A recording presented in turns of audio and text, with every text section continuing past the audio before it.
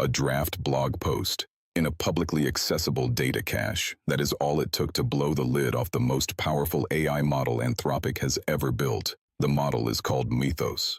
Dutch pulled the Fortune report the second it dropped. Anthropic called it a, quote, step change in AI performance, end quote, quote, the most capable we have ever built, end quote, and they said it by accident. Meanwhile, the AI tooling that half the developer world runs on got poisoned this week. LiteLLM, compromised, credential stealer, production systems exposed. And while everyone was watching the leak and the breach, OpenAI and NVIDIA quietly signed one of the largest infrastructure deals in tech history, 10 gigawatts, $100 billion. The race to superintelligence just got an electrical bill the size of a small country.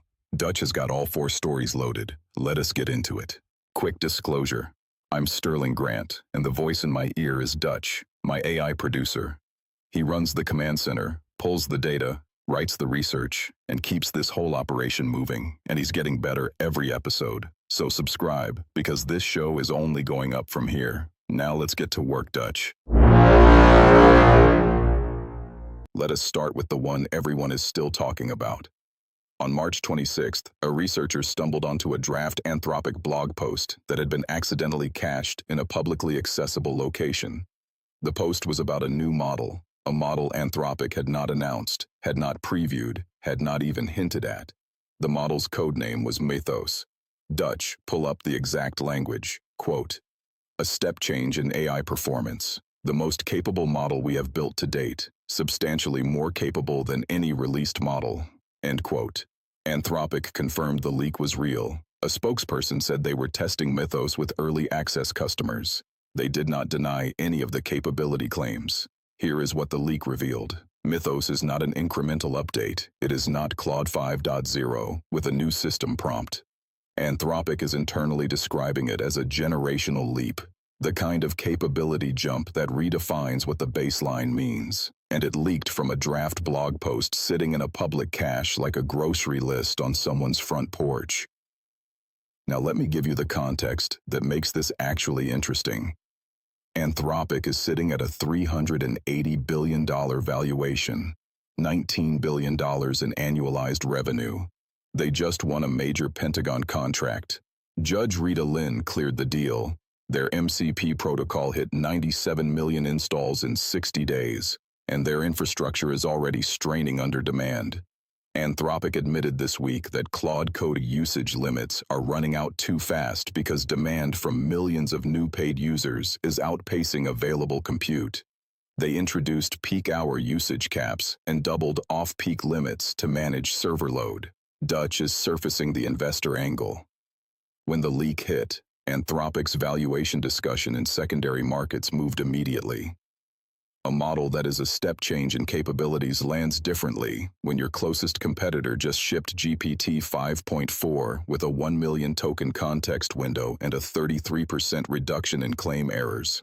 The signal here is not the leak itself. The signal is what the leak proves. Anthropic has something bigger than anything they have released. They were about to tell the world. They just told it 6 weeks early, by mistake. Dutch's note. The Mythos name is interesting. In philosophy, mythos is the narrative that holds a society together, the story that explains everything else. Make of that what you will.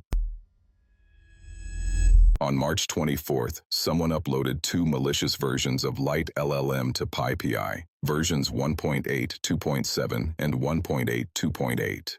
The group calls themselves Team PCP. What they slipped in was a credential stealer and a malware dropper. Any developer who ran pip, install LiteLLM during that window, or any production system that pulled those versions, was potentially exposed. Dutch, pull the scope.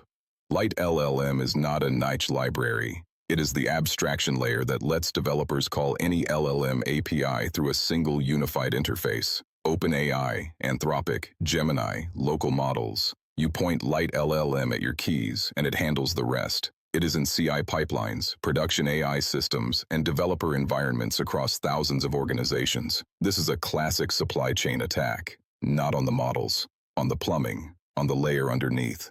While the world is watching model benchmarks and capability leaps, attackers are targeting the Python packages you install without thinking twice. The API keys you trust are stored in environment variables. The malware knows exactly where to look. Now let me tie this to the second piece of bad news this week. Citrix NetScaler, ADC and Gateway, CVE-2026-3055, CVSS score 9.3, an insufficient input validation vulnerability that lets attackers bypass authentication entirely. Active exploitation confirmed as of March 27th. If your organization runs NetScaler and you have not patched this week, Dutch is pointing at you right now. There is also Cisco SD-WAN. CVE 2026-3057, maximum severity, authentication bypass and Catalyst SD-WAN, controller and manager.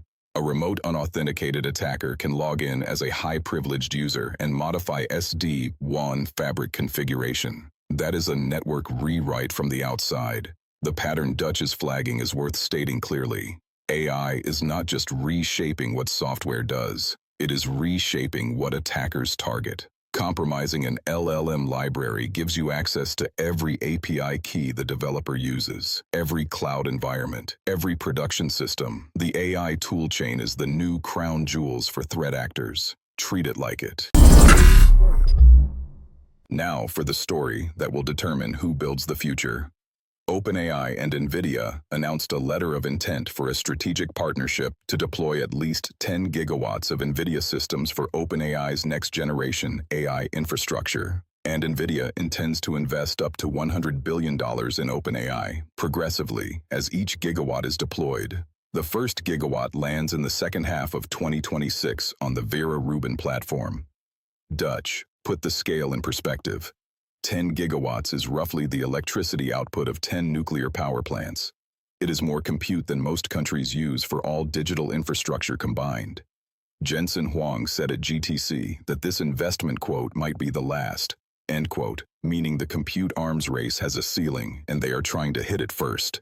Let me tell you what Vera Rubin actually is. NVIDIA's new rack-scale compute platform combines processing, networking, and data handling into a single integrated system designed for massive AI training workloads. It is the successor to Hopper, and paired with Nemotron, NVIDIA's OpenAI agent platform, it targets the middleware layer, the infrastructure that AI agents will run on top of. Here is the strategic picture Dutch is drawing. NVIDIA is no longer just a chip company. They are building the stack. Chips, networking, agent frameworks, data centers, and now equity positions in the frontier lab that will run all of it. When Jensen says the investment might be the last, he is saying the compute build-out is reaching the point where the model that gets there first has an insurmountable infrastructure advantage. The race is not about who trains the best model. It is about who turns the lights on first. And for builders, here is the practical read.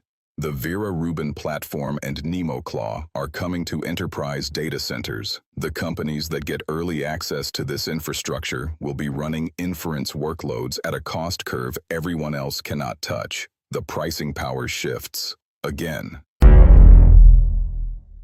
While the frontier labs are signing $100 billion deals, something else is happening at the other end of the model spectrum. Open weights are closing the gap. Dutch is pulling the model release log from March 2026. In the first week of this month alone, there were over 12 major model and tool releases across language, video, 3D spatial reasoning, and diffusion. That pace did not slow down. Let me call out the ones that matter for builders. Qwen 3.5, Omni from Alibaba, full omnimodal, processes more than 10 hours of audio input, over 400 seconds of 720p audio-visual input at 1 frame per second. This is a local model you can run on a high-end workstation that understands video natively, not a cloud API, not a subscription, your machine, your data. Qwen 3 Coder, the 480 billion parameter version, is targeting agentic coding, meaning you tell it what you want to build. It figures out the implementation, runs the tests, and fixes the errors on a machine you control. NVIDIA Nemotron 3 Super, 120 billion total parameters, 12 billion active per forward pass, hybrid Mamba transformer mixture of experts, architecture with a 1 million token context window and 2.2 times the throughput of GPT-OSS 120B. That last one matters. OpenAI released an open-source model. They called it GPT-OSS, and the first benchmarks show Nemotron 3 Super beating it with over double the throughput. On NVIDIA hardware, the chip company just outmodeled the model company on open weights. And Mistral Large 3, 41 billion active parameters, 675 billion total, Apache 2.0 license, enterprise grade, open source, commercially usable. Dutch, surface the trend line. The ecosystem is splitting. One path is frontier closed models at ever larger scales with ever larger infrastructure requirements. The other path is open weight models that are good enough for 80% of real use cases, running on hardware you own, with zero per token billing. In March 2026, that second path finally became viable for serious production work. Not as a compromise, as a choice. The signal is this: the capability frontier is moving to open weights faster than anyone expected 6 months ago. And once you add turbo-quant-style compression to these models, the gap between local sovereign AI and cloud-dependent AI closes further. Here is the signal underneath today's noise. Anthropic is sitting on a model that, by their own words, is a step change in capability. They did not plan to tell you yet, but now you know it exists. Watch for the official launch. The infrastructure to train and run that kind of model is being locked up right now in $100 billion deals between OpenAI and NVIDIA. The compute mode is being built in real time. Meanwhile, the tools that give you access to those models, the Python packages, the API clients, the abstraction layers, are being actively targeted by threat actors. Your AI toolchain needs the same security posture as your production database, because it has access to everything your production database does. And while all of this plays out at the frontier, open weights are shipping models that rival last year's frontier performance on hardware you own, with licenses that let you do anything you want. The story of AI in 2026 is not one story.